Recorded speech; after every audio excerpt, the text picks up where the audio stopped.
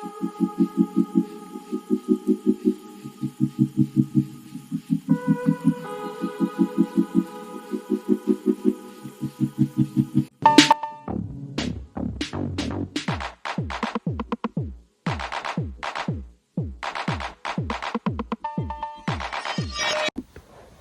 guys, and welcome back to my channel. If you're new here, hi, it's your girl Chanel Michelle, the one and only, the creator of this channel. Hi to the new ones. If you're new here, hi, welcome. So on this channel we basically talk about nursing, skincare. We do have a second channel that's for food, so go and subscribe to that one. I'm actually gonna plan and cook today as well, so I can record for you guys. I cooked last time, but go watch the two videos that are up on the food channels, and then what other thing are there. So you can follow me on my TikTok, which is your future model, or it's model, I think. And then there's also another TikTok that I created. It's called All It Creates. It will be linked down below, y'all. And there's a trio TikTok with me and my friends. It's FOS Goals. And you can follow me on Instagram, which is Future Model. You will have fun. And then also, like, if you're willing to like buy the clothes that I have already worn, just like, you know, my clothes are still pretty much good. It's still intact. Just so you can follow me on Vintage, which will also be linked down below as well. So far there's no collaborations at the moment because, you know, your girl's a bit busy with uni stuff. So next week is like placement starting, and hopefully next week when y'all see my teeth, yeah, it's gonna be white.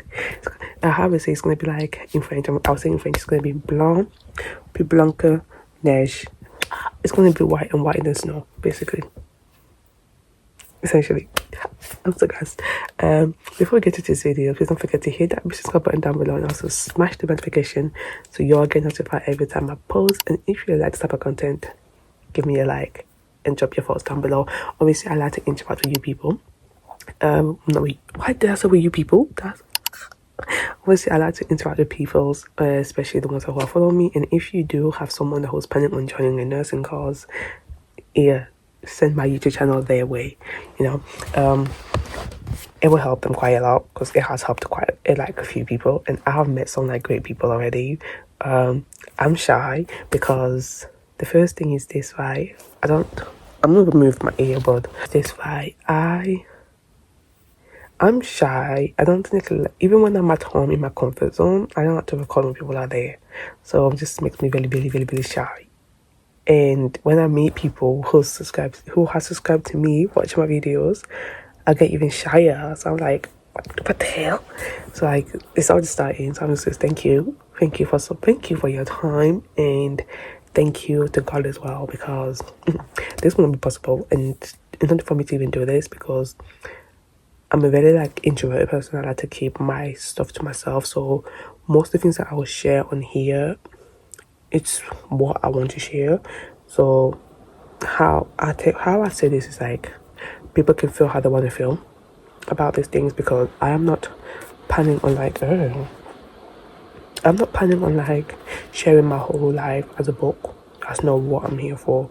I have always lived the standard of like, I have a social media life and I have a personal life. So, and I have always, sometimes I'm just rigged and railed in to tell about my personal life. Hence why even if you do follow me on TikTok, I only do like a tiny bit about my personal life. I don't go like head in, because people see that as like their enjoyment. So that's just how I see it. So it's like when you're telling people your personal lives on social media, they're like hooked in. They're like, you give me some tea, you know what I mean? Like, I want what they're like, oh, what season are we on, what series happening, they want another update. And then after, when they ask you what the update is, for you to say, oh, it's none of your business. Technically it is their business, because you bought it online, which is something that I have accepted. Because if I was to bring something online, people was to ask me what's the update, I wouldn't be able to say what's none of your business. But if it's like something that is personal to me, and then I bring it up online again. If someone asks me, is that none of your business? Like, there are some people who do that. And let's get like with the thing. Like, I had to like braid my hair because placement is starting for me. That's like the braid of it, my onesie. And then this is like my baby hair. Look at how nailed that is. But anyway, let's get to this video. So I was actually doing my one of my assignment. Just gonna show you guys so you can see. So I was doing one of my assignments like this. So I cannot scroll all the way down because it has my uni number and my full name, my full government name. So I'm not gonna be doing that. Because I'm learning. So this is a formative work that I'm been doing. This essay is worth 3,000 words. So this is like a scenario, and this is not a real patient, just so you know. This is not a real patient. We just get like fake patients. Obviously, even if you look up at that, you will not find this patient like in the hospital at all. So this is like our scenarios. So you just, as a second year students, we have to talk about this. So this is like the current thing. So you'll see how he's, and then we also, as a students, we do have to know the normal rate. So we know that this is not normal. The 21 beats per minute, because that's his resting. His heart respiration or heart, whatever it is, or RR, however you want to say it. So it's between 12 and 20. So this is a bit high, so this one needs to be monitored so that it goes down. His oxygen level is fine, it's 95. And his pulse, it is fine. His rhythm is regular. So he has a fever, because obviously you need to know the normal average temperature is. On news, it will tell you it's like 30 something or 38, but if you're doing that naturally, it's like 36.5 to 37.5. So this, he has a fever. His systolic is good, and his diastolic is good as well. That's his height, his weight. And this patient, it has got a bibasal consolidation index of a left respiratory tract infection. So that is what he has. Not left, sorry, but like, yeah, so he has a lower respiratory tract infection in his heart. So it's like he struggles to breathe, to sleep due to breathlessness. Patient wakes up with he's a physiotherapist, and in the acute hospital. He also works in a hospital, which is like, you know, and his active job is struggling to breathe 24 whatever, shortness of breath, he works 7 days a week, and this is currently his medication. So this needs to be measured that this is taken on time, because he has a lower respiratory tract infection. This medication is the best that they can do, and then this needs to be monitored. The measure is taken on time. So this can, if this is not done properly, it can lead to sepsis. So we need to make sure that this is prevented. And then if the sepsis medication is not taken on time as well, it can lead to he can lead him to go into septic shock, if you know what I mean. So that means that his organs are failing, so we need to get that ASAP done. So your uni, I don't know, because for my uni has like, in first years, I think I touched briefly on this on some videos a long time ago, but in first years you have a 5 days extension and a 10 days extension. In second years, you do not have those extensions. So you basically have to make the most of it. And then in all throughout your years, they're gonna have like a formative and a summative. So basically, a formative is like a structure of how you want your work to set up, and then you hand that in. So, but you don't have to do the formative, but I suggest that when you have the time, whatever it is, and then you're planning to go out to special uni that I go to, always do the formative first. That's the first mistake that I did with my evidence-based practice research. I did not do the formative. But then, if you guys do want me to touch down again on like the evidence-based research practice, I will gladly do that again. If you didn't get what I meant the first time. So the formative basically helps you structure what you want to write about, and it doesn't have to be like in big chunks, like the first example of the formative word that I showed you. It doesn't have to be like that. It can be in bullet points, which is okay. It will get marked. So it's like at this point, like it's up to you to do the formative writing. It's up to you, but I feel like you will benefit well and extremely from doing the formative, because once it's done, you get it handed over. You get it handed back, so you can see if you're on the right track. That's basically what the formative is. And then the summative is basically your assignment. It's basically your assignment that you're writing, and then again you hand that in. So with my uni, they don't do like a midnight handing, a midnight due date. So they always do like, it's always be within like the weekday. Like it can be like from Monday to Friday, and it will always be at 1:15. Always. So the time has not changed since I started. It's always been 1:15. Now right now, this formative that I'm doing, it's due tomorrow at 1:15. So if it's handed in any later, like 1:16, there's nothing they can do. So, and you can always like reach out to like your academic assessors or the modules leaders so they can see. So don't do like me, because when I'm online, as soon as the lecture online is finished me, I said my thank yous and I'm gone. So what I've been told is like, be more likely like if you stay behind for like a few minutes and then just ask questions. So when you're writing like this type of scenarios, you are not to write your ABCs, your ABCDE. So basically your ABCDE is like airway, air breathing, circulation, ABC, disability and exposure. So your ABCDE approach is basically for your OSCEs, which you will have to do that every single year.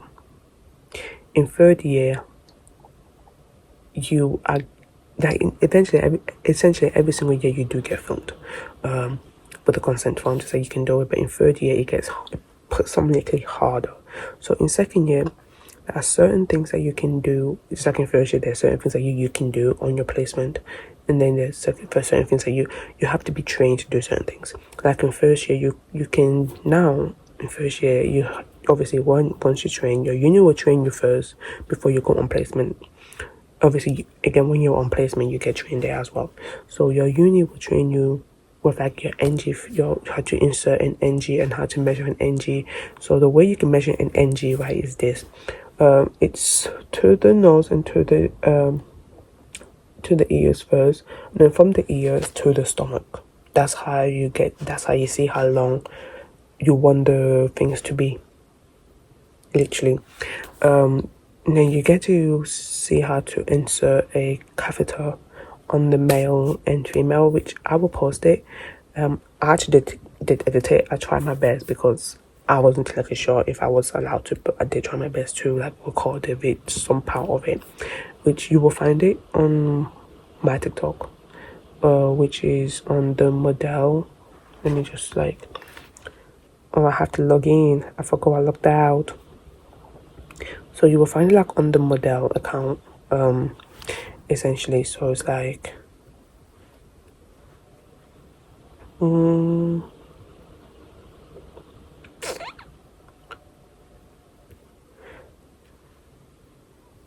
now it's like I don't even know which one is it.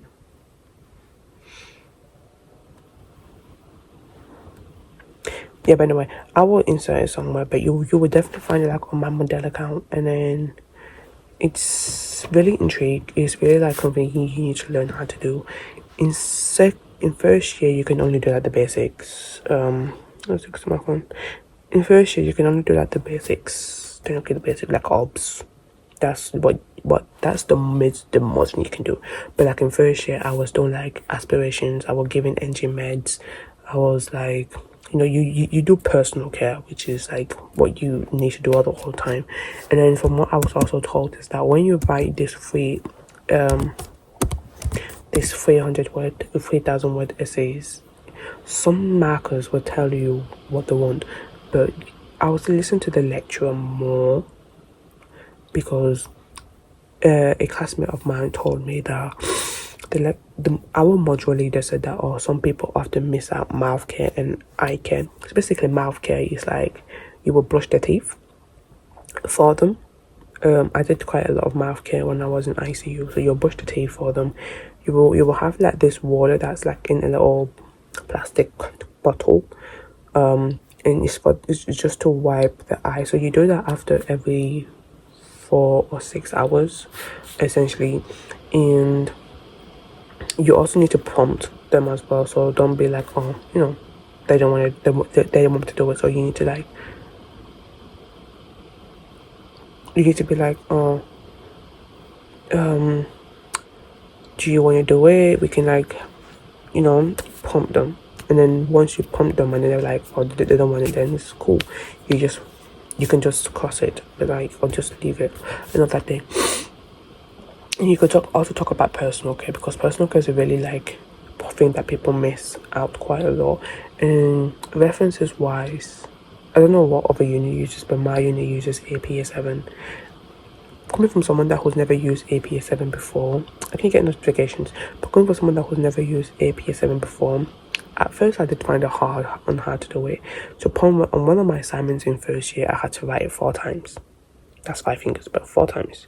So I had to write it 4 times because I didn't know how to use the references. I didn't know where to find the references. I didn't know like anything about the references because, again, the mindset that the way that we probably do like in college or sixth form, it's not the same.